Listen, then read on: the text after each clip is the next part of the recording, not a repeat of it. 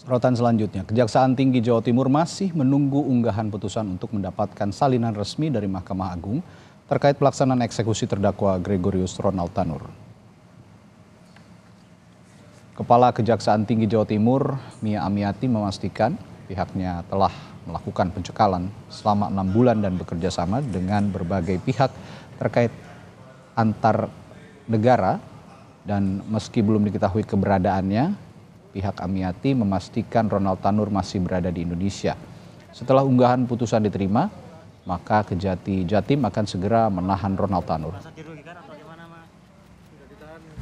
Setelah bisa mendapat putusannya, kan putusannya belum diupload oleh mereka, baru rilisnya saja sudah ada putusan dari majelis di kasasi ini nyatakan Ronald bersalah dan dihukum dalam penjara 5 tahun. Tapi putusannya itu bunyinya belum diupload dan kami harus bisa menyalin putusannya dari uploadnya itu nanti baru kita bisa eksekusi.